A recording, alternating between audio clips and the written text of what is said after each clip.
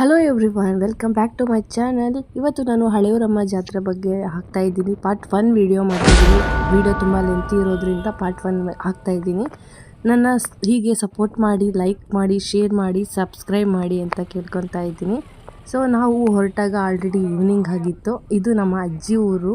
So ಹಾಗಾಗಿ ನಾವು ಸ್ವಲ್ಪ ಬೇಗನೆ ಹೊರಟಿದ್ವಿ. ಆಲ್ರೆಡಿ ಅಲ್ಲಿ ಯಾಕಂದರೆ ಪೊಲೀಸವರು ವೆಹಿಕಲ್ಸ್ನ ಮುಂದೆ ಬಿಡೋದಿಲ್ಲ. ನಾವು ಹೋಗೋಷ್ಟರಲ್ಲಿ ಆಲ್ರೆಡಿ ಕೊಂಡ ಸೌದೆನೂ ಸಹ ಜೋಡಿಸಿದ್ರು. ಮತ್ತು ನಮ್ಮ ಚಿಕ್ಕಮ್ಮನ ಮಕ್ಕಳು ಎಲ್ಲ ಸೇರಿದ್ವಿ. ಅಲ್ಲಂತೂ ತುಂಬ ಖುಷಿ ಆಗುತ್ತೆ. ಹಬ್ಬದ ಟೈಮಲ್ಲೇ ಅನಿಸುತ್ತೆ ನಾವೆಲ್ಲ ಈ ಥರ ಸೇರೋದು. ನಾವು ಹೋಗಿದ ಕೂಡಲೇ ಕಾಫಿ ಕುಡಿದ್ವಿ. ಮತ್ತು ನಮ್ಮ ಪಾಪು ಈ ರೀತಿ ಆಟ ಆಡ್ತಾ ಇದ್ಲು ಬೆಕ್ಕು ಜೊತೆ.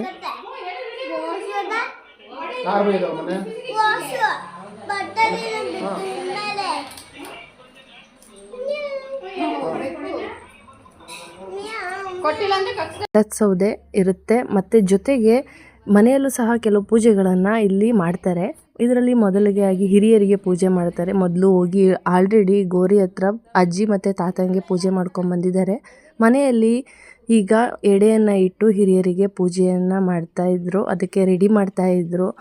ಮತ್ತು ಇಲ್ಲಿ ಹಿರಿಯರಿಗೆ ಬಸ್ಸಾರು ಮುದ್ದೆ ಹಬ್ಬದ ಟೈಮಲ್ಲಿ ಮತ್ತು ಪಲ್ಯ ಕಾಮನ್ ಆಗಿರುತ್ತೆ. ಪೂಜೆಯನ್ನು ಮಾಡಿ ನಾವು ಹೊರಗಡೆ ಹೋಗಿ ಸ್ವಲ್ಪ ಹೊತ್ತು ವೆಯ್ಟ್ ಮಾಡಿ ಆಮೇಲೆ ನಾವು ಒಳಗಡೆ ಹೋಗಬೇಕಾಗುತ್ತೆ.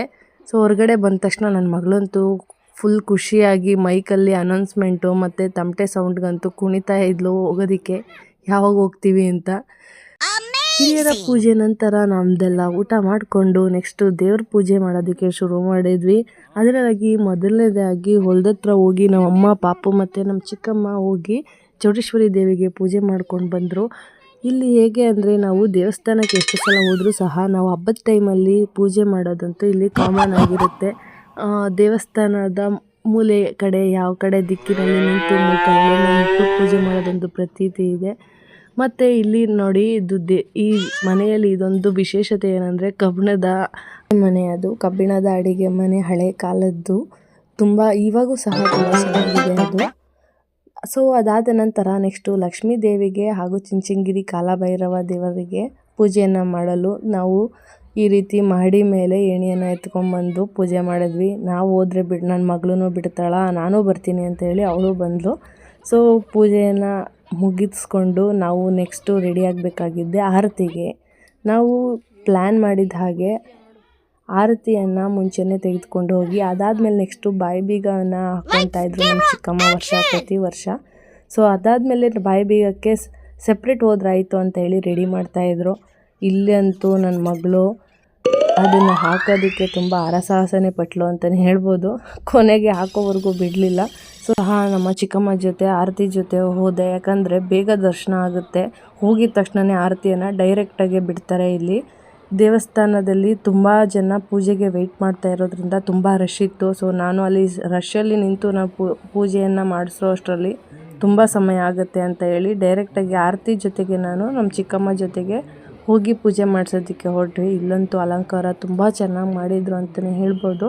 ಸೊ ನೀವೇ ನೋಡಿ ಇದನ್ನು.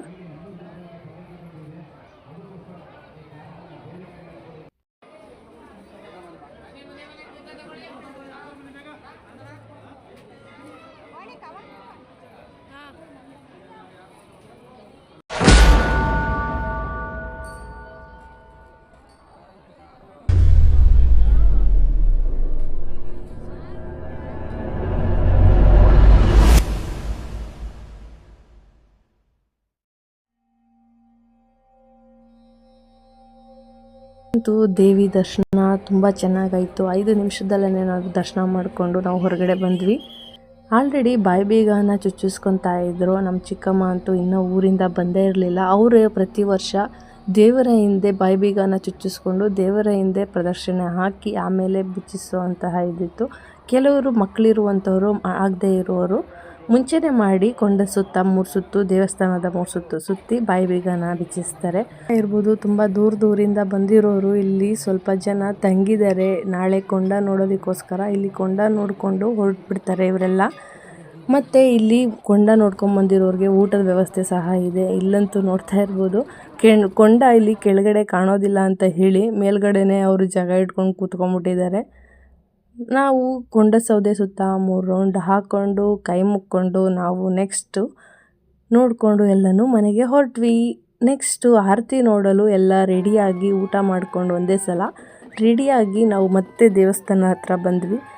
ಇಲ್ಲಂತೂ ಆರತಿ ಆಲ್ರೆಡಿ ಬಂದಿದ್ದರು ಮತ್ತು ನಮ್ಮ ಚಿಕ್ಕಮ್ಮರು ಸಹ ಆಲ್ರೆಡಿ ಬಾಯಿಬೀಗ ಚುಚ್ಚಿಸ್ಕೊಂಡು ಮುಂದೆ ಹೋಗ್ತಾಯಿದ್ರು. ಅಮ್ಮನವರ ಅಲಂಕಾರ ತುಂಬ ಚೆನ್ನಾಗಿತ್ತು ಅಂತಲೇ ಹೇಳ್ಬೋದು. 2 ಕಣ್ಣು ಸಾಲದು ಅಮ್ಮನವರ ಅಲಂಕಾರವನ್ನು ನೋಡೋದಕ್ಕೆ.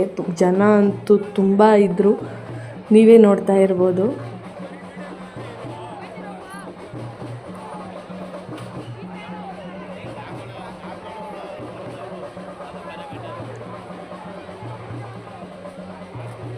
ಜಾತ್ರೆಗೆ ಹೋಗೋರಿಗೆಲ್ರಿಗೂ ಒಂದು ಸಜೆಷನ್ ಏನಪ್ಪ ಅಂತಂದರೆ, ಕೈಯಲ್ಲಿ ಕ್ಯಾಶ್ ಇಟ್ಕೊಂಡು ಹೋಗಿ. ಯಾವುದೇ ಕಾರಣಕ್ಕೂ ಗೂಗಲ್ ಪೇ ಫೋನ್ಪೇ ವರ್ಕ್ ಆಗಲ್ಲ. ಹಾಗೆ ನಾವು ಮೆರವಣಿಗೆ ನೋಡಿಕೊಂಡು ನಾವು ಇಲ್ಲಿ ನಮ್ಮ ಮಾಮನ ನಂದಿನಿ ಬೂತ್ ಹತ್ರ ಬಂದ್ವಿ. ಇಲ್ಲಂತೂ ವ್ಯಾಪಾರ ತುಂಬ ಚೆನ್ನಾಗಿ ಆಗ್ತಿತ್ತು. ಇಲ್ಲಂತೂ ಜನ ಎಷ್ಟಿದ್ರು ಸಾಲದು ಅಂತಲೇ ಹೇಳ್ಬೋದು. ಸೊ ನಮ್ಮ ತಮ್ಮ ಅಂದರು ಮತ್ತು ಮಾವನ ಮಕ್ಕಳು ಸಹ ಎಲ್ಲರೂ ಹೆಲ್ಪ್ ಮಾಡ್ತಾಯಿದ್ರು ಇಲ್ಲಿ. ಸೊ ನಾವು ಇಲ್ಲಿ ಬಂದಿದ್ದ ತಕ್ಷಣವೇ ನನ್ನ ಮಗಳು ಕೇಳಬೇಕಾ ಹೋಗಿ ಆಲ್ರೆಡಿ ಚಾಕ್ಲೇಟ್ ಎತ್ಕೊಂಡ್ಬಂದು ತಿಂತಾಯಿದ್ಲು. ನೆಕ್ಸ್ಟು ದೇವರು ಪ್ರದಕ್ಷಿಣೆಯನ್ನು ಹಾಕ್ಕೊಂಡು ಅಲ್ಲಿ ವೆಂಕಟೇಶ್ವರ ದೇವಸ್ಥಾನ ಪ್ರದಕ್ಷಿಣೆ ಹಾಕ್ಕೊಂಡು ಮತ್ತೆ ಈ ಕಡೆ ಬಂತು. ಇದಂತೂ ಕುಣಿತ ಅಂತೂ ತುಂಬ ಚೆನ್ನಾಗಿತ್ತು. ಇದಂತೂ ಪ್ರತಿ ವರ್ಷ ಸಂಪ್ರದಾಯ ಪ್ರಕಾರ ಮಾಡ್ತಾರೆ. ಅಲ್ಲಿ ಊರಿನವರೇ ಸಹ ಇದನ್ನು ಮಾಡ್ತಾರೆ.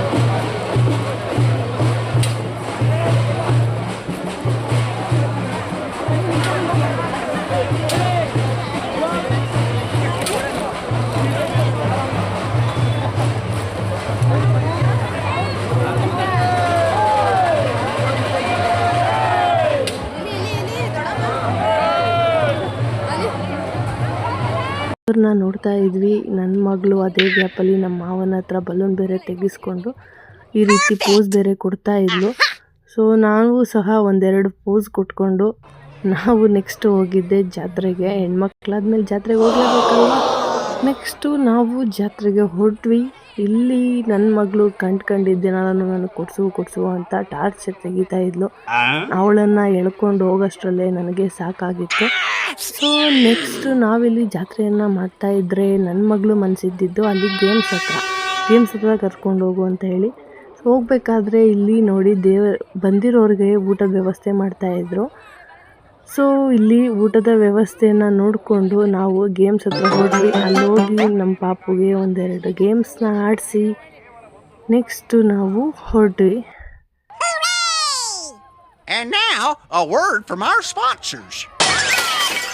ತುಂಬ ಜನ ಇದ್ದಿದ್ದರಿಂದ ಏನಪ್ಪ ಅಂತ ಅಂದರೆ ಕ್ಯಾಶ್ನ ತೆಗೆದುಕೊಂಡು ಹೋಗಲೇಬೇಕು. ಯಾಕಂದರೆ ಅಲ್ಲಿ ಫೋನ್ಪೇ ಮತ್ತು ಯಾವುದೇ ಆ್ಯಪು ಸಹ ಗೂಗಲ್ ಪೇ ಆ್ಯಪು ಸಹ ಇಲ್ಲಿ ವರ್ಕ್ ಆಗೋದಿಲ್ಲ.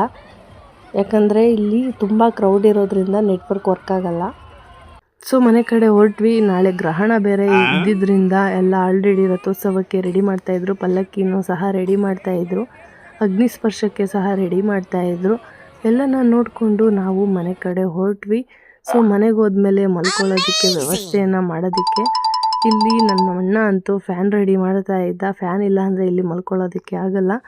ಸೊ ಇದು ನನ್ನ ಪಾರ್ಟ್ 1 ಆಗಿರುತ್ತೆ. ಪಾರ್ಟ್ 2 ವಿಡಿಯೋಗಾಗಿ ವೆಯ್ಟ್ ಮಾಡಿ. ಪ್ಲೀಸ್ ಸಬ್ಸ್ಕ್ರೈಬ್ ಮಾಡಿ, ಲೈಕ್ ಮಾಡಿ, ಶೇರ್ ಮಾಡಿ, ಬೆಲ್ ಐಕಾನ್ ಕ್ಲಿಕ್ ಮಾಡಿ. ಬಾಯ್.